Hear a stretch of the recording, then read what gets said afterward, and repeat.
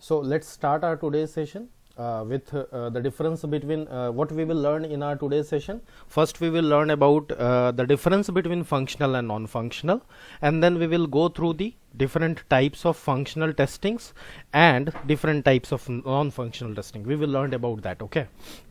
So basically the system testing is divided into two parts, as we learned in the previous lecture, that system testing is divided into two parts. One is considered as a functional and second is considered as a non-functional. So first of all, let's understand what is functional and non-functional testing. Okay, so functional testing is performed using the functional specification. Okay, functional word itself said that what we have to verify here, we have to verify the functionality of that particular application provided by the client, or in this, tester has to test the application to see that all the requirements of the client which is written in the requirement document is actually incorporated in the software or not. This is what the idea to do functional testing. Okay, so in functional testing, what tester do? Tester will verify whether all the requirements which is actually mentioned in the requirement document, such as in SRS or maybe in BRS, all those requirements are actually incorporated into that software or not.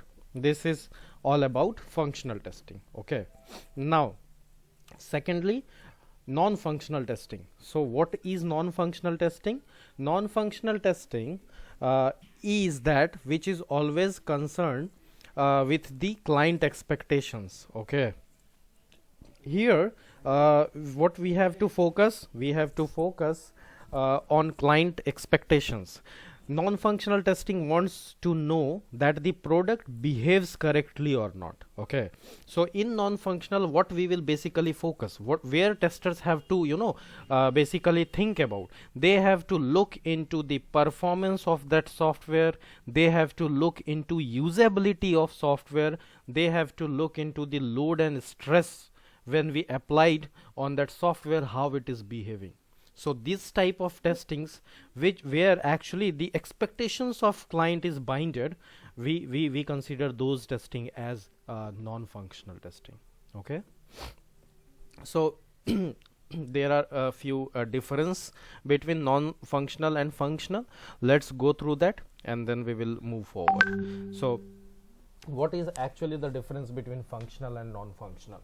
So the first difference between functional and non-functional is functional testing. In functional testing, testers test how well the system perform. Okay, basically they have to verify the functionality, how system is actually performing, is each and every functionality of the software is working properly or not. This is what the idea here, this is what the focus of the tester in functional testing. But when it comes to non-functional testing, then here in non-functional testing, tester tests how well the system respond. So there is a difference between functional and non-functional. When it comes to functional, then testers have to see how system performs, and when it comes to non-functional, then tester have to see how system respond. Okay, so when it comes to respond, it means testers have to look into the performance, they have to look into the stress factor, they have to look into usability. These all factors bind to the response of that particular software. But perform action is actually bind to the functionality. Okay, so this is what a difference between functional testing and non-functional testing. Now moving to the next difference, functional testing is based on client requirement. So we totally as a tester depend on the requirement. We just go through the requirement and we just try to map the requirement, whether all the requirements are there in this developed software or not. This is what we do as a functional tester. But when it comes to non-functional, we have to verify it on the based of client expectations. Okay, what exactly client is expecting in terms of non-functional factors. So we have to test on the based of that particular benchmark which is set by the customer as an expectation. That is called non-functional testing. Now third point, functional testing means testing the application against the business requirement. Okay, we have to test that particular software as per the requirements which is mentioned in the requirement document. That is as per business requirement we have to test. That's it. And in non-functional testing, it means that testing that application against client and performance requirement. Okay, so we have to verify and check all the performance factor, whether if suppose lots of load is given to that particular software, still it should respond properly. So these are the things which we have to verify in a non-functional types of testing. Okay. Now moving to the next point, that is functional testing, validating the behavior of application. Here we validate how the application is actually behaving, but non-functional testing actually validate the performance of the application. So we do non-functional testing to validate the performance, but we do functional testing to validate the behavior or functionality of that particular application. Now moving to the next point, the testing covers the different testing which falls under under functional testing are integration, smoke, sanity, regression testing, and there are some other functional testings which actually falls under the functional testing umbrella. Okay. Now what are the different testing which fall under non-functional testing umbrella? So those are load testing, performance testing, stress testing, volume testing, security testing, installation testing, usability testing. These all fall under non-functional testing. Okay, so if someone asks you that can you just name some of the non-functional testing, then in that case you have to say that the different non-functional testings which I know is stress testing, volume testing, load testing, usability testing. These all are the non-functional testing. Okay. Now next point is, it is always concentrating on customer requirement. So functional testing is the one which is basically concentrating on the customer requirement, but the non-functional testing is actually concentrating on the client's expectation, customer expectations. Okay.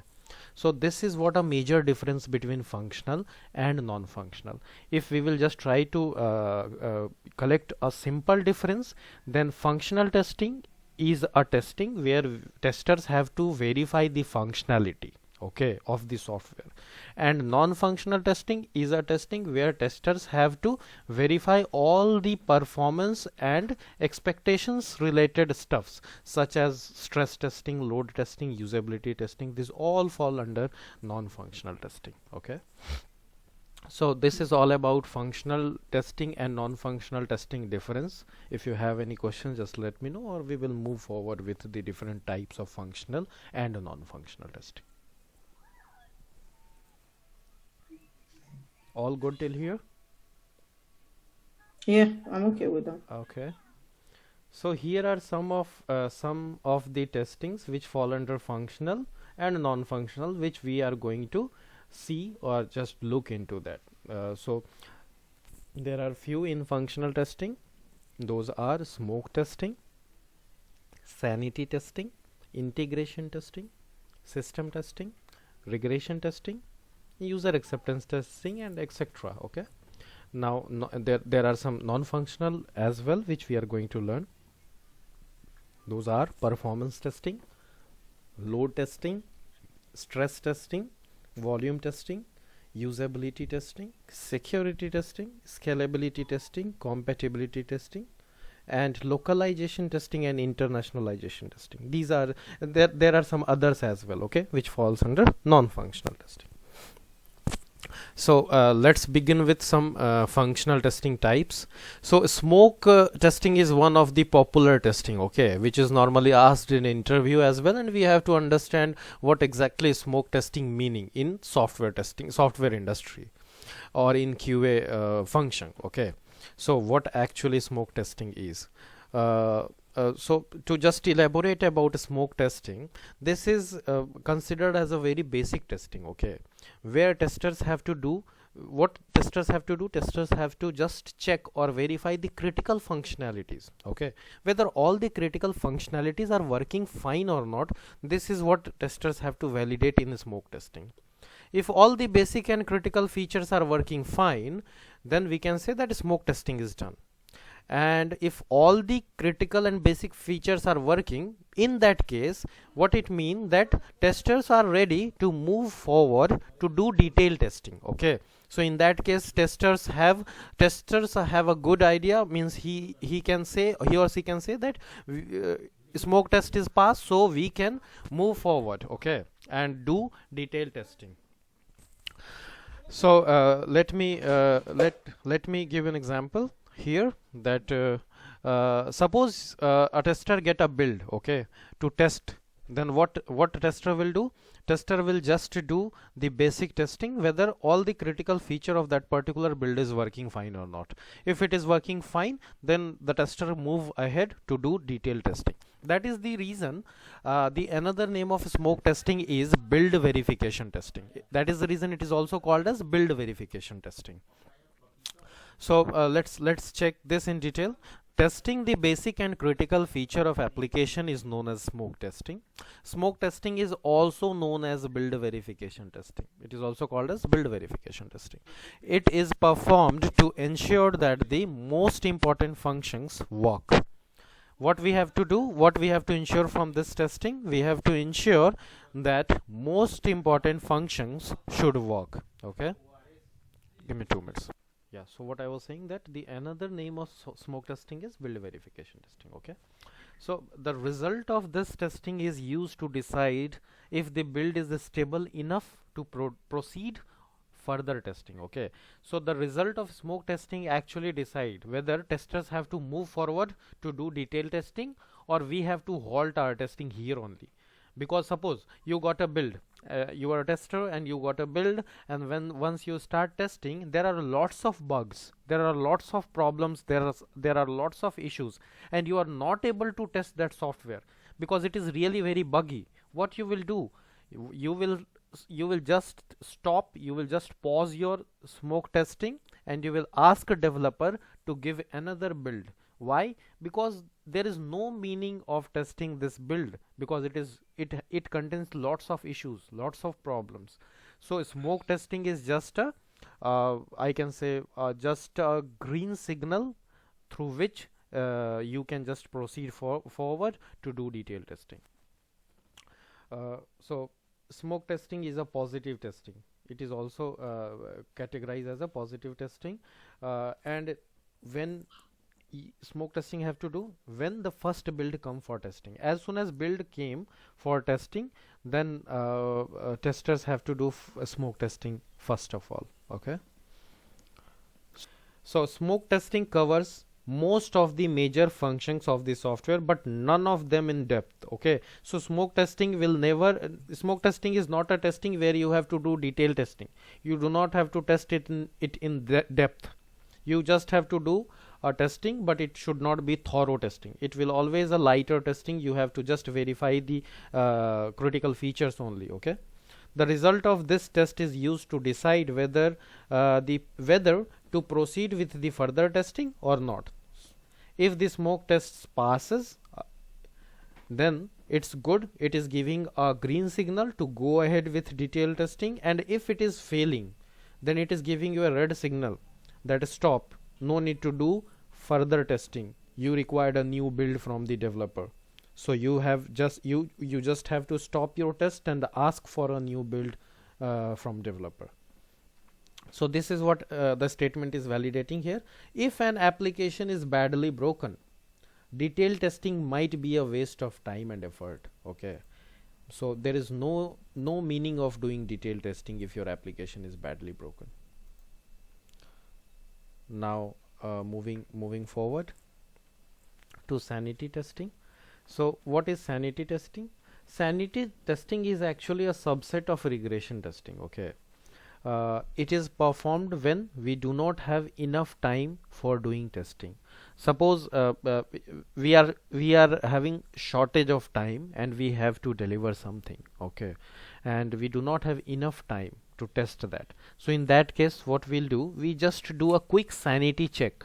Okay, and then will ensure whether the product, whether the functionality of the product is working as expected or not, and then we just deliver it. So this is what this is a quick check. Okay, when we do not have enough time, then we do sanity test. Sanity testing is performed after the build has cleared that smoke test. Okay, so sanity testing never performed directly before smoke testing. So smoke testing is the must testing which we have to do at a very first stage. As soon as QA will get the build, QA have to do smoke test. Once smoke test is done, then suppose there is not enough time to deliver something, then in that case we can do a quick sanity check. Sanity testing checks the major functionality. Okay, all the major functionality will be tested in sanity with a finer details. So here tester have to go in detail to test that, to test all the functionalities. Now moving to the next point, that is regression testing. So we will understand here what is a regression. So here we have to understand what actually regression means. Okay, so when suppose let's take an example. Suppose there is a build which is given by the developer to QA. QA verify it and find some issues. There was some issues which is actually found by QA. Then QA reported it back to developer.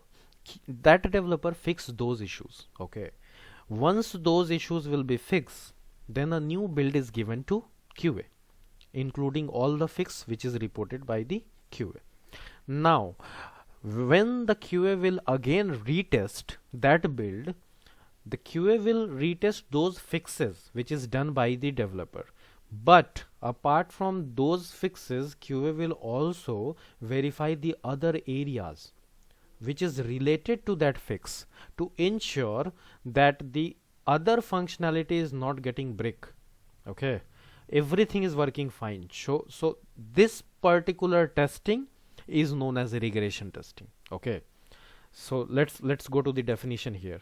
Testing the unchanged feature, the feature which is not actually changed by the developer, testing those feature as well to make sure that it is not broken because of the changes done by the developers. What are those changes? Those changes might be addition or maybe modification or deletion or maybe bug fix. So if developers did these type of changes and because of these changes the other area should not broke. So to test this, to verify this, the testing which we are doing is called as regression testing. So regression always start with second build. Okay, it will never done in first build. Why?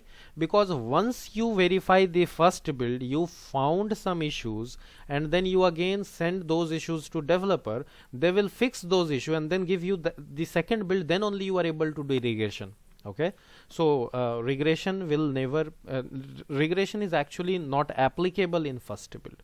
So there might be an interview question, can we do regression in first build? So you have to say no, regression is not applicable for in first build, because until and unless we did not find any bugs and report it back to the developer, it's not possible to do regression. So this is all about regression. So now regression testing is actually divided into three parts. Okay, there are three types of regression. First is called unit regression testing, second is called a regional regression testing, and third is called fold regression testing. So what is unit regression testing? So in unit regression testing, what we as a QA do, we just verify the fix only, the changes which is done by the developer. We just verify that particular change. Apart from that change, we did not verify any other area or any other functionality. So when we are doing this type of testing, that is called unit regression testing. Okay, testing only the changes or defect which is fixed is called unit regression testing. So when we do like this, in which case we will just verify the change. Suppose there is a spelling mistake Okay, you are a tester, you are testing something, and you found that in the application there is a mistake in the somewhere in the text. Okay, the spelling of this school is incorrect, so you raised a issue, you raised a bug that the spelling of this school is not correct, and it is fixed by the developer and it is given back to you. So what you will do in this case, you will just verify that spelling only. You are not going to verify another thing, because this is just a text change, that's it, it will not impact anywhere. So this in this type of scenario, what you will do, you will do a unit regression testing. Okay, unit regression testing is also called as retesting. Okay, so if someone asks what is retesting, so retesting, the definition of retesting is the same as of unit regression testing, and the definition is testing only the changes. When we test only the changes, that is called unit regression testing or a retesting. Example is given, testing the fixed bug of a spelling mistake. So if you are verifying the spelling mistake, that will be a unit regression testing. Now coming to the next point, that is regional regression testing. What is regional regression testing? So testing the changes and the impact area. So here what we have to do, we will test the issue which is reported, but apart from that issues, we will also test the another impacted area where there might be a chance that once the developer fixed that issue, it will impact some other area. So the other regions which is related to that issue will also verified by the tester to ensure that there is nothing which is got broken. So that is called regional regression testing. And third is called full regression testing. So in full regression, the name itself saying that testing the changes and all the remaining features is called full regression testing. So this is all about full regression testing. Okay, now moving to the next point, non-functional testing. This is what we learned just now, is all about the different types of functional testing, the testings which falls under functional. Now we are just moving to the non-functional types of testing. Okay, so in non-functional testing type, first we will understand about the performance testing, which is one of the type of non-functional testing. Okay, so this is first and foremost type of non-functional testing. Here what we do, what we have to actually verify in performance testing. So here in performance testing, we have to ensure that the response time of this system is acceptable or not. Okay, this is considered as a performance test. Okay, so suppose what it mean if I said response time, what it mean. So suppose you have requested something from the software, and how fast it is giving to you, the software is giving to you, that is called response time. Okay, suppose you have requested, let me take an example. You want to access facebook.com, you open browser, you write www.facebook.com and you hit enter. Okay, so from this time, as soon as you hit enter, and when and the page gets loaded, so the time duration which is taken here after requesting by you to load that Facebook page, and then the Facebook page gets loaded, this duration is actually considered as a response time. Okay, so once you requested to the server to give you a facebook.com, and the time which is taken by the server to process your request and send back to you the facebook.com over the screen, this entire time is called response time. So what we verify in performance testing, we verify this response time is acceptable or not. Okay, suppose if you are writing facebook.com or your any application which you are testing. Okay, now, suppose you are testing any ABC application, then you are writing www.abc.com and it is taking around 5 minutes to response, 5 minutes to that application gets loaded. Okay, so this is completely not acceptable. In that case, you will say that performance testing of this application is getting failed, because it is taking 5 minutes as a response time. which is not acceptable. Customer will not wait for 5 minutes to get to get loaded that particular application on this screen. It is really very time taking. So expectation is as soon as you hit enter button, the application should appear in front of you over the screen. This is how the performance should be. So this is all about the performance testing. So here we have what point we basically deal with the response time, whether the response time is acceptable or not. If the response time is acceptable, performance test is pass. If it is not acceptable, then performance test is fail. Now moving to the next point, that is called as load testing. Okay, so load itself, the word saying, what is this? Load means applying certain loads on application. Okay, so load testing is performed. Why it is performed? It is performed to determine the system behavior. In which condition? Under both normal and anticipated peak load condition. Okay, here what we do, we just start bombarding the request to the server, to the application, as well as number of users at a time.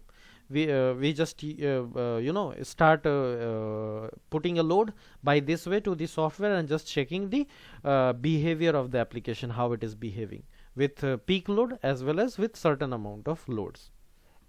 So when we say load means putting n number of users to that particular application along with number of requests to that particular application. This is considered as a load testing.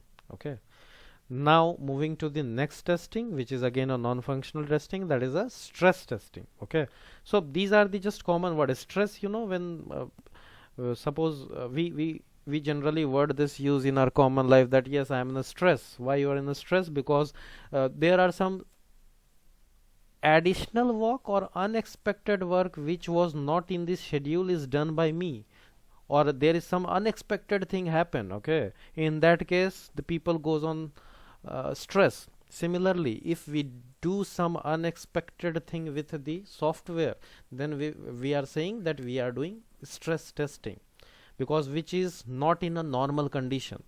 The things which we are just trying to put into the software is not normal. This is something beyond normal. That is called as stress.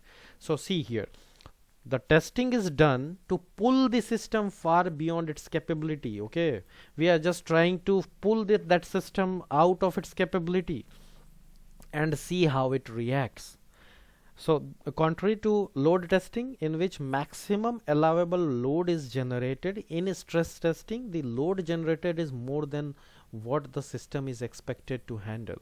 So here what we do, we just try to put the load into the system far beyond its capability. Out of its capability we just put the load and see how the system behave. This is what about stress testing. Okay, so there is a thin line difference between load stress. Okay, so try to understand that so that it will be easy for you to explain in front of anyone. Now moving to the next point, that is volume testing. Volume basically deal with the data. Volume word basically deal with the data. So when we just try to test any application, putting large amount of data into that application and we see how it behave, that will be considered as volume testing.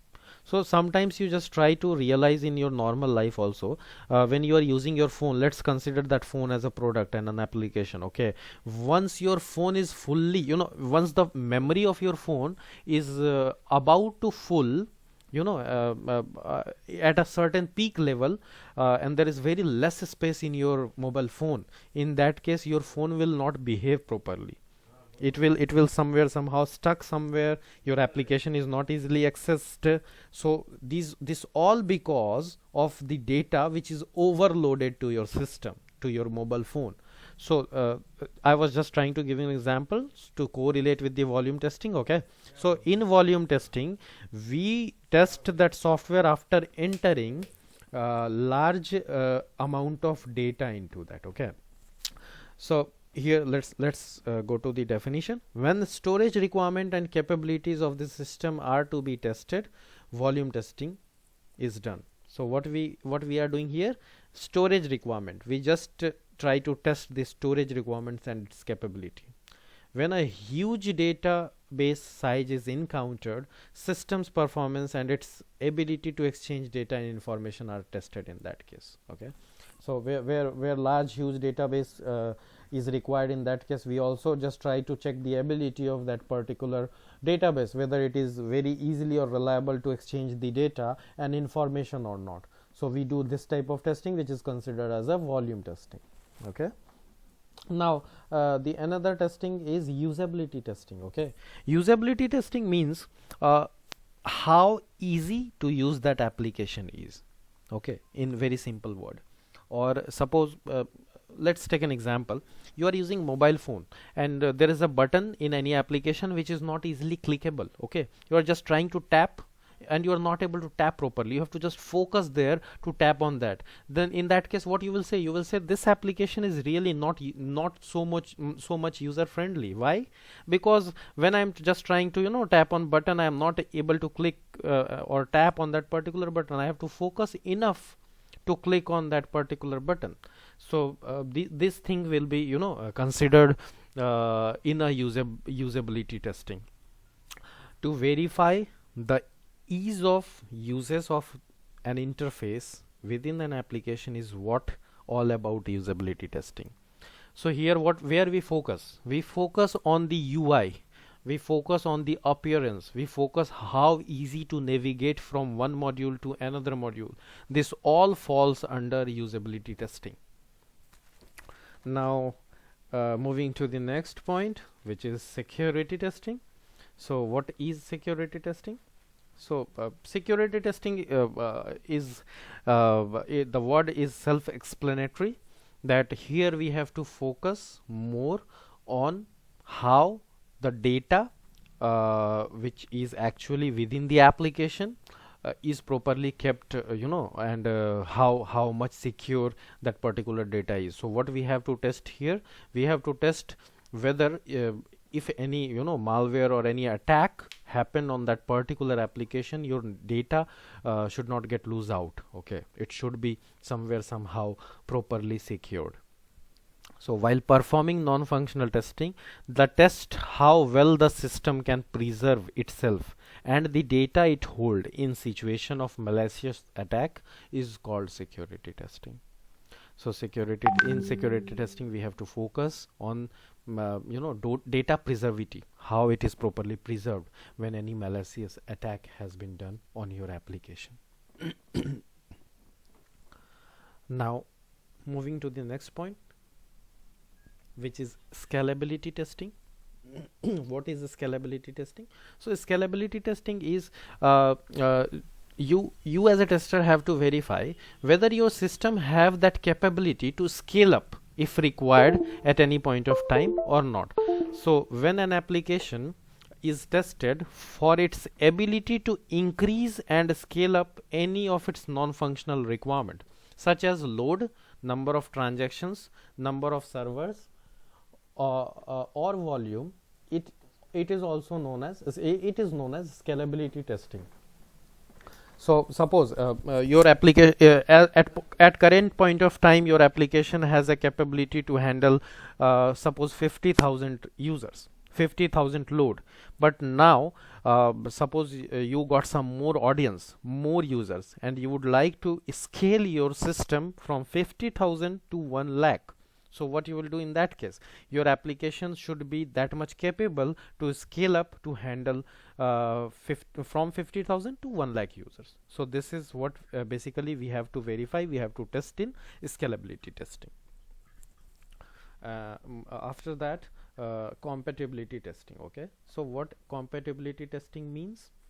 Compatibility testing means the software which actually under test is compatible with different environments, okay, and with different hardwares.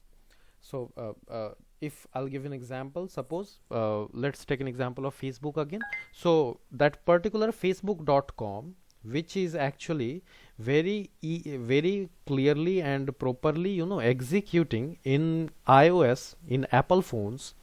Similarly, it is also, executing and running in Android phones. Same goes to the another OS systems as well. Okay, so this is what we have to verify, that particular software will work with different environments, with different OS, with different browsers. This is all about compatibility, how compatible your software is with different systems, with different environment. This is what we have to verify here in compatibility testing. So an application is tested for its coordination, okay, with different hardwares and software that is expected to work on. Another testing that can be done is working of the application with different versions. Okay, so here we have to verify that it should work with different versions as well. So suppose if it is working in iOS 13, it should work in iOS 12 as well. So this, again, we are testing any application in iOS 12 as well as in iOS 13, means we are doing compatibility testing with different versions of iOS. Okay, so this is all about compatibility testing. So what we learned till now is the different types of functional testings and non-functional testings. So this is all about today's class. In next class we will probably learn about STLC, that is software test life cycle. Okay.